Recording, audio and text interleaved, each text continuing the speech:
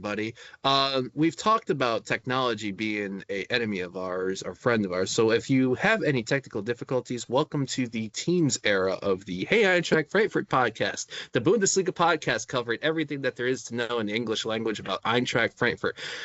Yeah, not the greatest club in Germany right now. Maybe it's still our favorite club in the Bundesliga. And yeah, we're still biased right now. And we're going to explain the reasons why we still kind of feel the way that we do about it. Garret Komatz here in Metro Detroit, in Michigan here. As always, can't do this alone. Joining us tonight, we're going to do a go out East Coast and then back to the region first. First things first, the man in Virginia near Washington, D.C., while his hockey team's on the other side of, well, not even this country that we live in, it technically is Canada, but his local team is celebrating Alex Ovechkin setting the record. John, Ben, how are you today? How's your Marlins? Well, we lost 10-0 to Atlanta the other day, so no, it's okay. Somehow was that their first win? I think it was actually, yeah. No, I mean they're doing better than I thought with a really trash roster. So whatever, we'll see. I don't think anything's happening this year with the Marlins, so pretty bad. Just overall.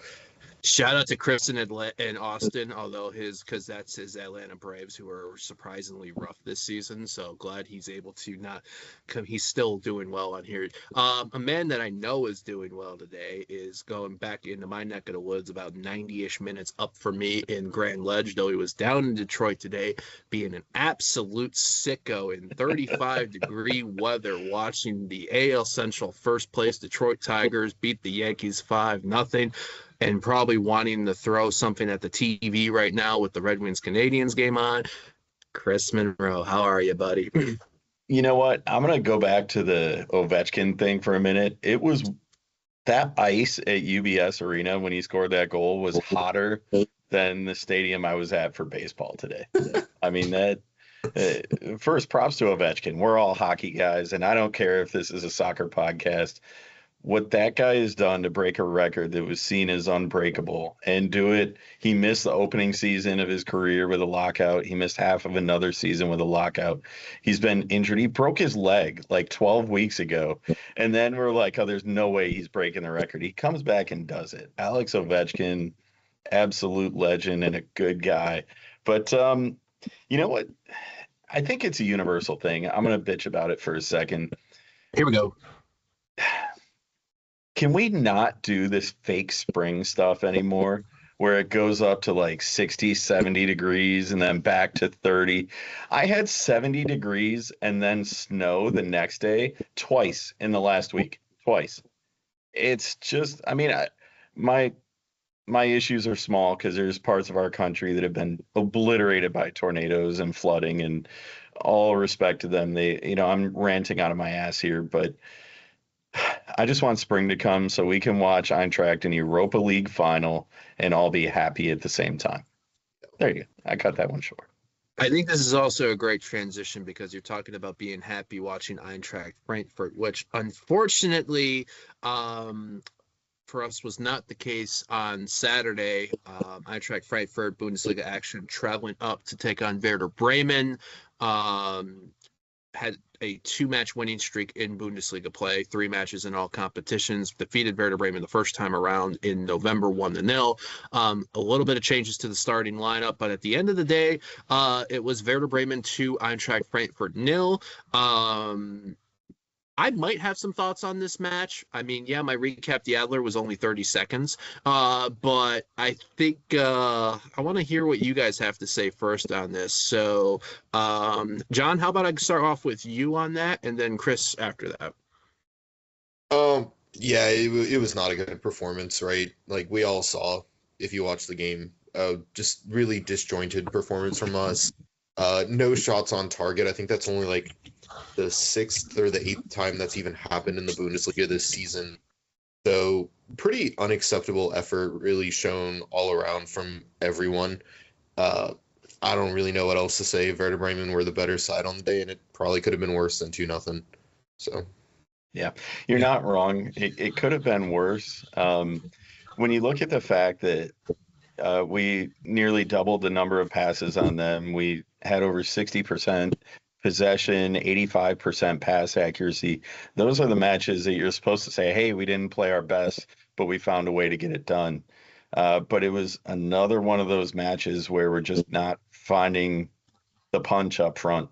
And, you know, we're not going to make too much about it because it's well in the past year. But I think that going forward, it's a little bit concerning that we've lost more points to a team that's in the bottom half of the table, and all that does is solidify our frustrations. If we miss Champions League, this is another one of those on the list of matches that we say that's the one that got away. Yeah. I want to go name off 3 thoughts from the Eintracht Frankfurt website in the English section. That was a recap post-match. And then I want to get your take on it because we obviously have a big match we're going to be talking about a couple of days from now. The first one was Marcus Krosche. That was one of our, quote, that was one of our worst performances, especially in the first half. We deserve to lose. We have to be at 100%, and if not, it's going to be difficult to win matches. We found that out the hard way, and we have to learn from that, every individual and as a team. It's not an attitude issue. It's a learning curve. We need to be a lot more purposeful, look for the balls in behind, and force the opponents into dangerous situations. We'll address things. Dino Topmuller.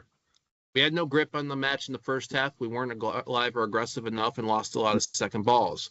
Bremen were sharper, hungrier, and better in the duels. We tried to do better in the second half, but just weren't good enough in possession today, and we didn't have the right distances. We need to improve in that regard against Tottenham. It is a painful defeat today. We have to produce 100% on the pitch in every match, which we didn't do today. And then finally, Robin Koch. We lacked intensity. We had a lot of possession in midfield, but hardly got into the danger areas. We knew it's extremely difficult to play here. I have to give credit to Bremen, who were very good over 90 minutes. We've missed a big chance, but we're still in third place and want to win again next week. So, gentlemen, I was going to ask, how do those 3 comments, does that seem like lip service to you ahead of Thursday, or does it feel like things that you feel like not only are they just saying for the purpose of saying it, but maybe feeling that and being a good thing ahead of Thursday? I will say that that's a considerable amount of coach speak there, where they know they're talking to the media and they have responsibilities to say things a right way and use certain words so as not to cause trouble. They don't pay my salary. I'll call it what it is. That was a shit performance, and any excuses about learning from it, we're 30 weeks into the year at this point. There is no more learning. Everything that you could have learned should be learned by now. Now it's about execution, and guys didn't do that. Yeah, I would agree. Like, I know that there are a lot of young players out there that are still learning overall as players, but this is a team, and playing as a team over the course of a season, you should have well figured your shit out by this point, and not be having these up and down performances where you look great one week, look absolutely terrible the next week. I don't think that any of what all 3 of those guys said was necessarily wrong. And just need to bring the A game for Thursday and on the weekend as well. Around the Bundesliga, I'm going to bring it up real quick, and then we'll go into Thursday. Last week, we talked about how fortunate, and we were shocked, I think John and I were, and we talked about it even in our Discord circle, about Eintracht Frankfurt winning and everybody around us losing. And this past weekend, we saw Freiburg getting pumped by Dortmund. Freiburg 1, Dortmund 4. The only real Mainz hosting Holstein Kiel down 1-0, ended up 1-1. Leipzig 3-1 over Hoffenheim. Mönchengladbach dropping points at St. Pauli.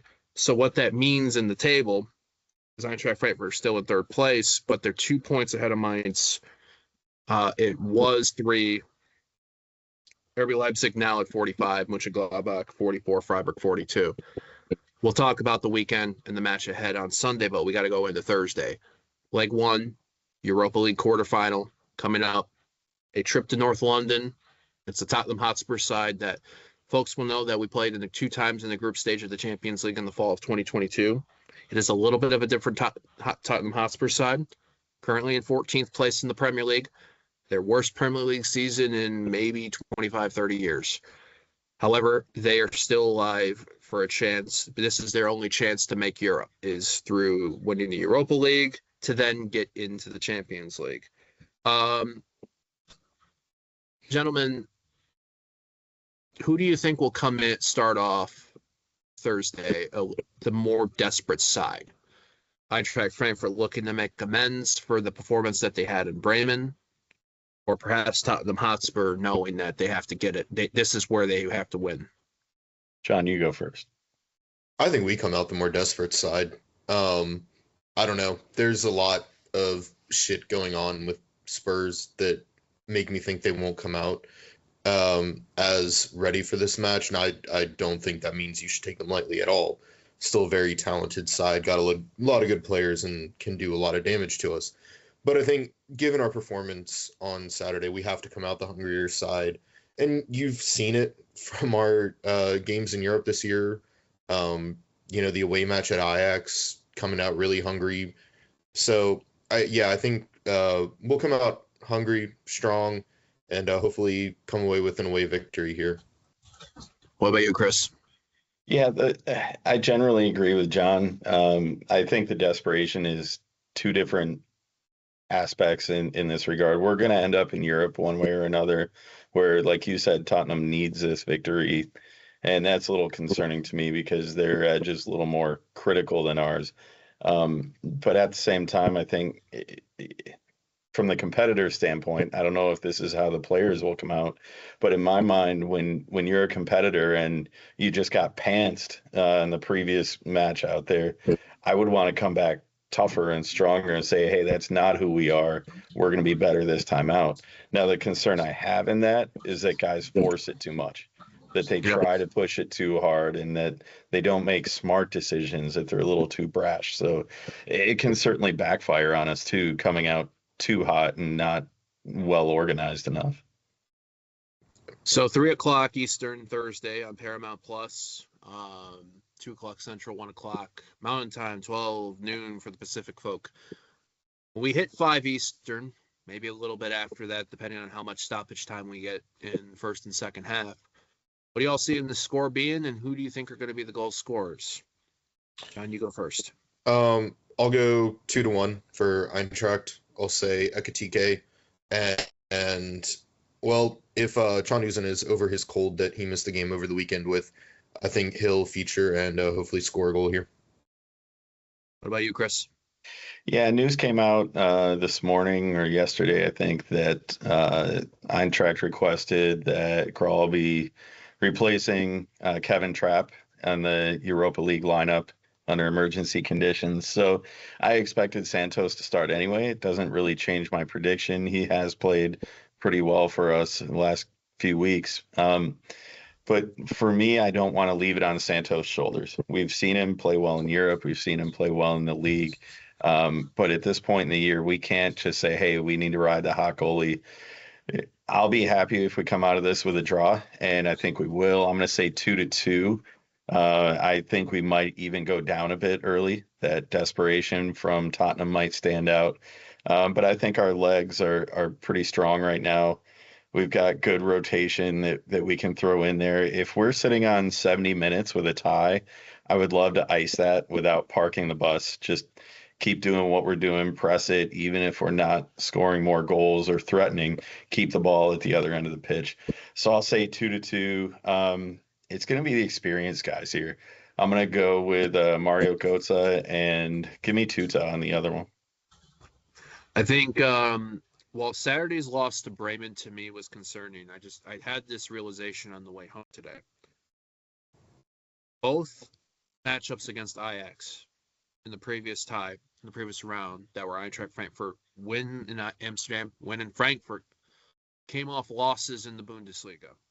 The first leg in Amsterdam was a 4-1 loss at home to Leverkusen. The 4-1 win in leg 2 at home was after we blew a 1-0 lead and lost 2-1 to an Union Berlin side. A match that's probably similar in a lot of ways to Werder Bremen. This is a little bit of a different test.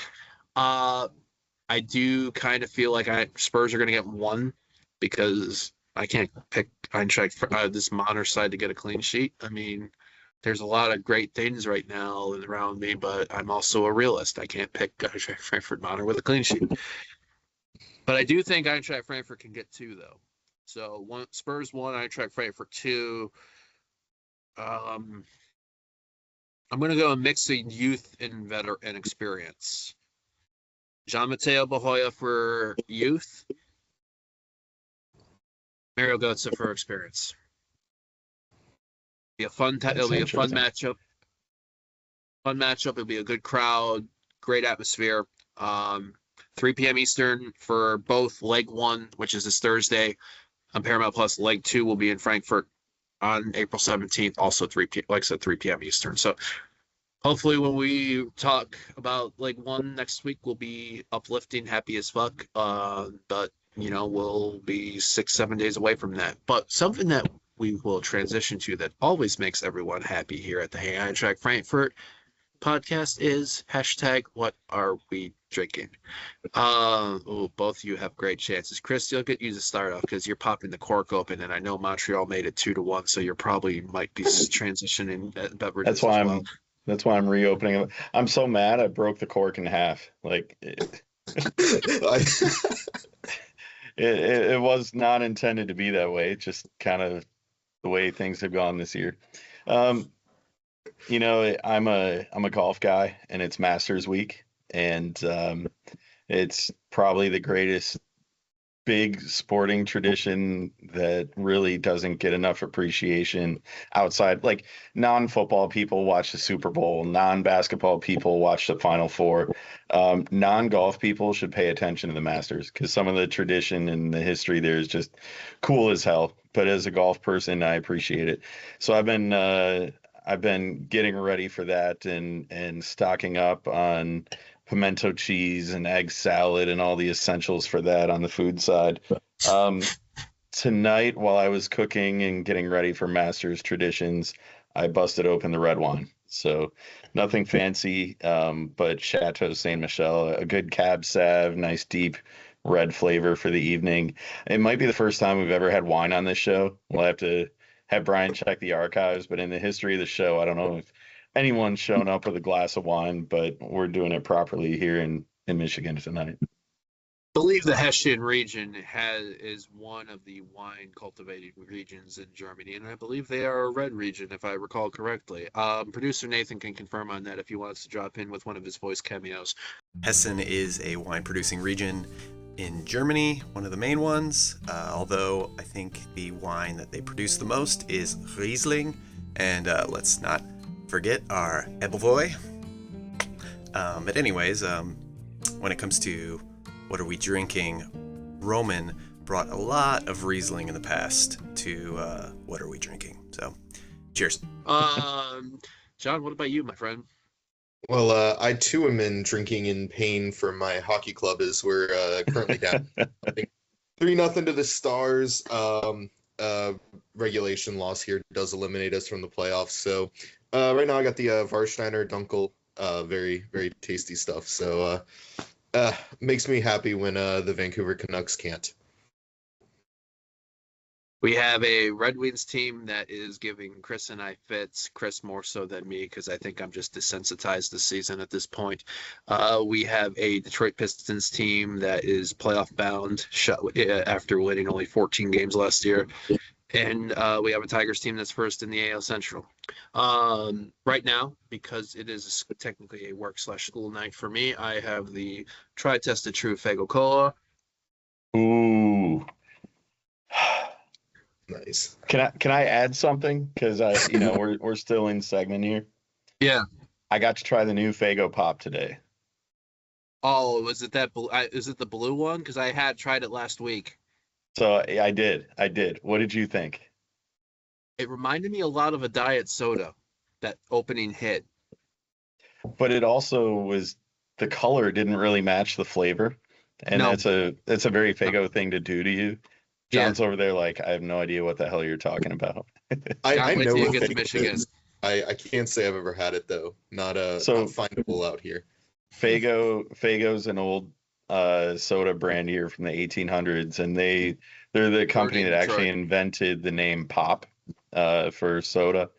and they're known for going pretty crazy with their flavors. Last summer, their release was a bomb pop flavor, like the old school popsicle, out of this world. They got a couple new ones out this week, and they're experimental, but delicious. And some of the stuff they do, the one-offs, are just out of this world. I know Nathan likes his Fago too. I got to hit him up on this one. So whether it's the hard stuff, whether it's the soft stuff, whatever it is, you're eating and drinking, we here at the Eintracht Frankfurt podcast say cheers, we say Prost. And yeah, to all the reasons you find yourself enjoying things, good or bad. Now we move on, and we hit the return of the Frauen Bundesliga. Not the last time there will be an international break, but there's as many international breaks as there are matches in a season, it feels like. However, this dare I say, is the biggest matchup remaining in the calendar for Eintracht Frankfurt Frauen in the Frauen Bundesliga.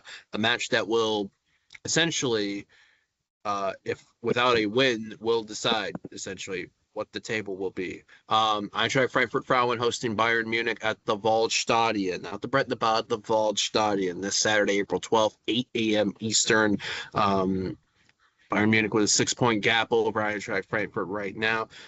Frauen win gives them a chance at potentially, via the goal difference, catching up on Bayern, provided Bayern have another setback in the Eintracht Frankfurt Frauen win out. Anything less than a win, and yeah, you could say Bayern are winning the Meisterschale again. Chris, how you feeling going into this one?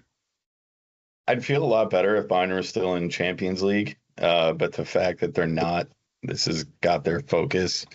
I wish we could sell more tickets. This, side, they haven't fully met the expectations that we set for them in a way. It's hard to say that because they're in the title race if they win this, but also I think it's a little bit too little too late. I'm really proud of this team, and I know that women's sports here in the States is a lot different than in Europe, but we got to find a way to put more asses in seats over there because this group deserves to have this stadium more than 50% full for a match like this. Still reasonably mathematically in title contention.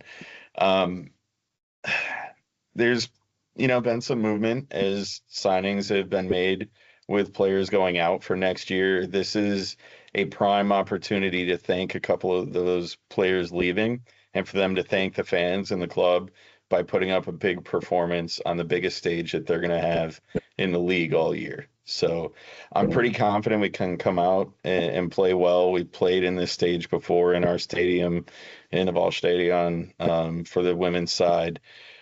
Come out and get that first goal and then just keep the foot on the gas. We've seen them do it, but also we've seen them struggle too against teams that they should have put away early. So I don't know yet where my prediction lies. If you put a gun to my head right now, I'm going to say it's 2-1.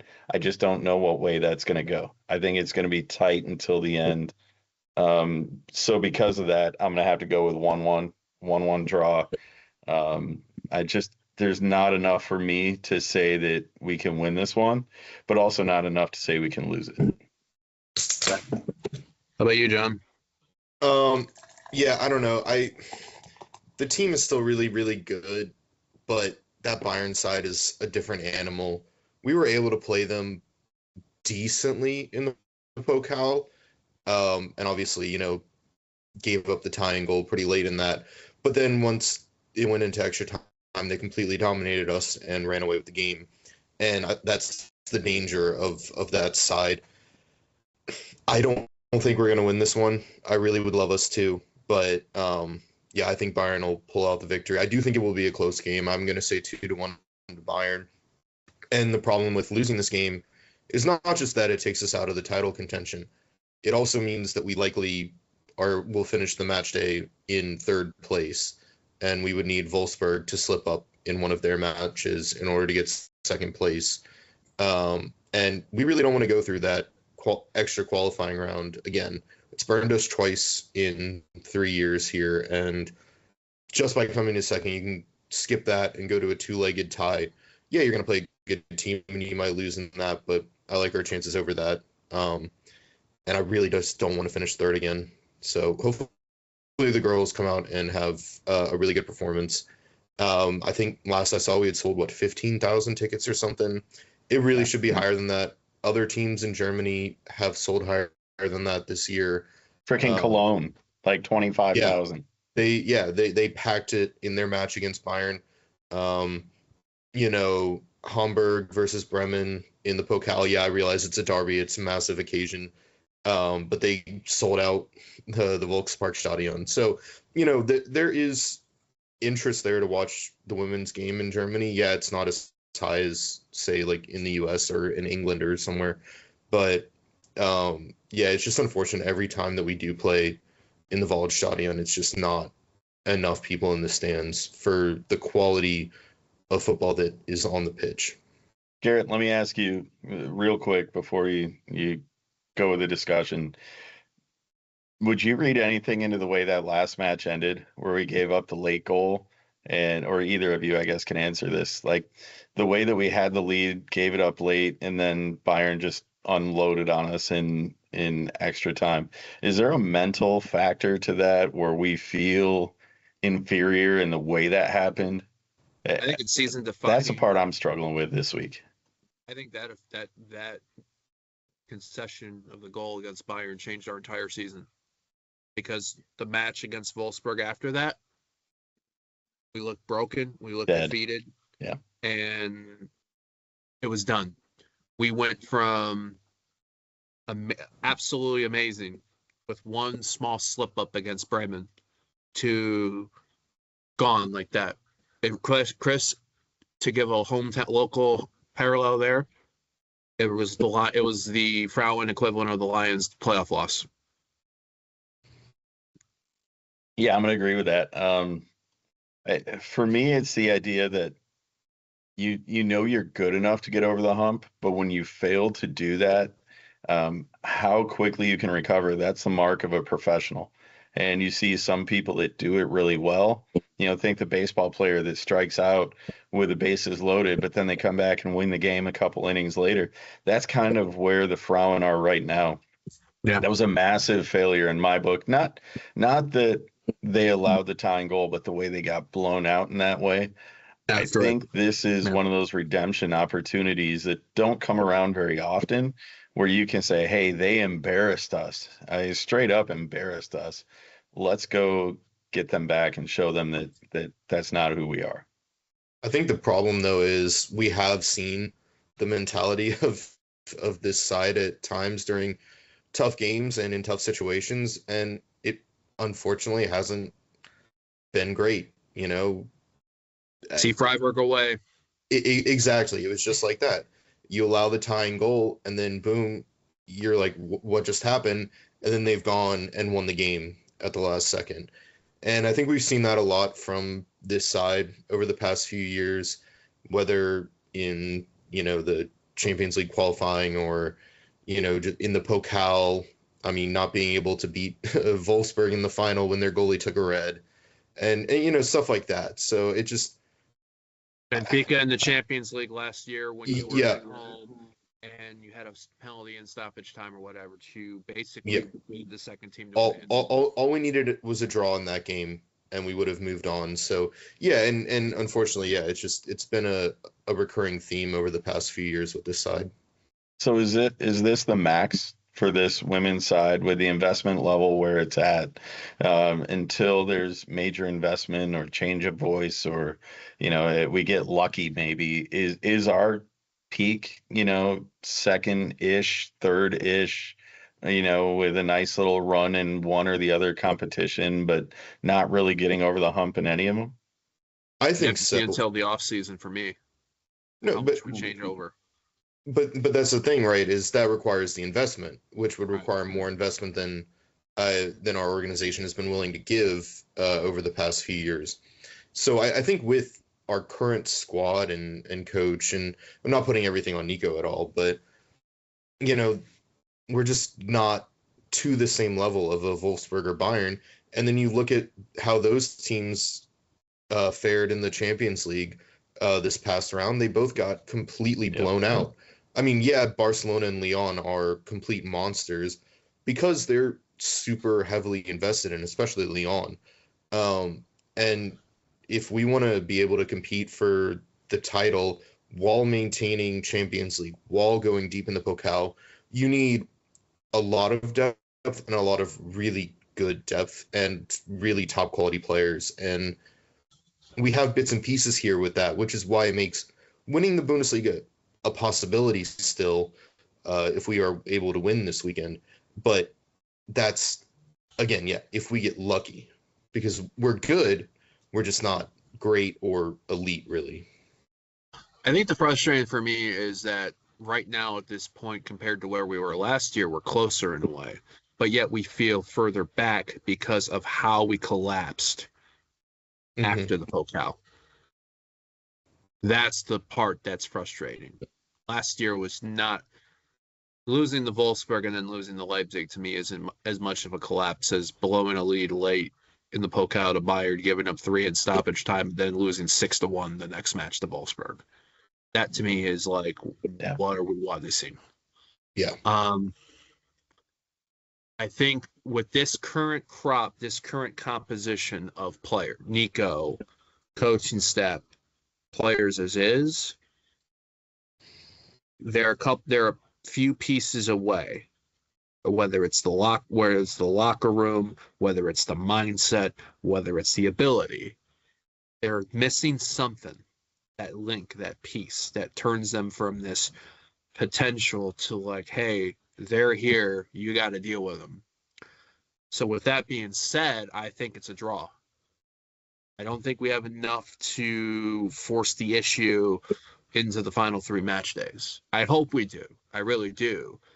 But from what we've seen, the sample size in the last 2 months, I'm not seeing as much as I feel like we need to consider to be in the hunt for a title. So 1-1, I'll go in Yomi for the goal. I hope somehow we can get to 17-5, 20 thou, but I'm just like, I don't see it. So. You know, this calendar isn't helping either. Every time we talk about Frauen, I complain about this, but the women's international calendar just really hampers any. I mean, if I was a team on the run winning 3 or 4 in a row, I'd be pissed. Because every time you go to make a run, you got to deal with an international break. And it's just, you know, if the men's side was doing it, people would complain up and down about how it's not fair to the players, it's not fair to the clubs or the fans. Like, I think we're all club over country guys. We want to see our team play here and not be broken apart every 2 to 3 weeks in the spring. Yeah. Yeah. And I think also, too, it ties into just the accessibility also too of the women's game from abroad, because even the coverage, like, okay, cool, it's nice, it's free, but why isn't it, you know, it's here and there. There's a lot of things that can be worked on. Hopefully they don't fall on deaf ears, but again, realist, who knows. Best of luck though to the Frauen, Saturday morning, 8 a.m. Eastern on DAZN, I believe, for that one. And yeah, we'll see what happens on there. On to the Männer. After their Europa League leg 1 on Thursday, they'll have the last matchup in match day 29 of the Bundesliga. A match day that sees VfL Wolfsburg, RB Leipzig open things up on Friday. Saturday, 9:30 a.m. fixtures: Bayer Leverkusen, Union Berlin, Hoffenheim, Mainz, Mönchengladbach, Freiburg. That's going to be big, but right around us in table positions. Bochum, Augsburg, Holstein Kiel, St. Pauli for the bottom half of the table. I'm not even going to call it their Klassiker. It's like, you know, remnants of Klassiker sides. Bayern Munich, who lead the table, and Borussia Dortmund, who are trying to find themselves. That's at 12:30 Eastern on Saturday. Sunday sees Stuttgart and Werder Bremen. And then to wrap things up, Eintracht Frankfurt hosts FC Heidenheim. Second time that both sides will be facing each other after Frankfurt has a Europa League matchup. The first time was on December the 1st. Heidenheim 0, Eintracht Frankfurt 4. Frankfurt pulled away late in that matchup. Do we see that again here, or is it potentially going to be a little bit nippier because Heidenheim have gotten some results lately? They're fighting for survival, trying to not have to do it via promotion, relegation, playoff. And the last time we had a home Europa match after a home league match after a Europa match was Union Berlin. I think we'll be able to take this game without too much issue. You mentioned Heidenheim was able to get results recently, but those results have been a 3-1 win over Kiel and a 1-1 draw with Hoffenheim when Hoffenheim were playing at home in one of the 2 weeks where no home teams won. So just a little curse there. One at Wolfsburg as well. Yeah, but Wolfsburg they're not exactly playing the best football right now either. I think that Heidenheim, they obviously will always have a chance to beat us. Every team in this league does. We see what happens when we go from playing Europe to playing on the weekend and then having to play Europe again. Sometimes we just fall off. I still think that we'll be able to take care of business at home against that Heidenheim side. They're lucky that they don't have to deal with Europe anymore, and it's allowed them to, I think they're in the playoff spot right now, to climb up a little bit, but it's still not a very good side, even though they've got a good coach who gives their team a good mentality, and that's why they will always have a chance. And I mean, even in their losses here, only 1-0 loss to Leverkusen. So it'll probably be a tight game, but I think we should be able to win the game. I'll go with a 2-1 victory is my prediction. Yeah, I'm not too far off from you. I was going to say the same thing for the most part. The 1-0 loss to Leverkusen is the one that surprises me. Heidenheim can play reasonably good defense. What they really struggled to do is score. I mean, 18 goals. No, I lied. I'm looking at the wrong numbers here. 32 goals in 28 matches. The problem is we're sitting at 55 and 42. So we've got a good differential difference on them, but as we've seen, our scoring is streaky at best, and especially against lower half sides. Heidenheim has done a good job of keeping talented sides low on the scoreboard. I wouldn't really call us a talented side, despite our position in the table, but we're more talented than them. So I think the longer that score stays 0-0, and God forbid Heidenheim goes up first, I'm going to be the first person that's like flashing red lights, like something's wrong here, because our ability to play from behind is almost nothing. And that pressure is just going to ratchet up higher and higher. And like you said, we've still got minds hot on our asses, and we have to take 3 points against Heidenheim. I don't care who's getting cards. I don't care who's being too aggressive in the box. We have got to score goals. We've got to get shots on target, first of all. It's been like 100 minutes since we had a shot on target in league play. So let's start first by no shot is a bad shot against Heidenheim. You never know what's going to happen. Get a little puck luck in your favor. And, it's just, I shouldn't have to tell these, professionals whose job it is to score goals on the pitch to shoot the damn ball. I would rather have them shoot too much and get them blocked or miss, Gasinovich style 30 yards over the crossbar. I don't care. Just take the shots. That's all I want this week. Yeah. What's your score prediction? I'd like to wait and make that after Tottenham, but that's not realistic. I have to do it here. So I'm going to say 1-0, and all of our ass cheeks are puckered for the final 30 minutes as we, sweat this one out. I'll say 1-0, and we're going to get it on a penalty. It's going to be who do we trust to take a penalty these days? Okay, there's a difference between who do we trust and who's going to take it. So I have a feeling despite his misses, Ekitike would still take a penalty. What about Mario Götze? He should take penalties. Okay. I'm going to go with him because my logic is better than Hugo Ekitike's.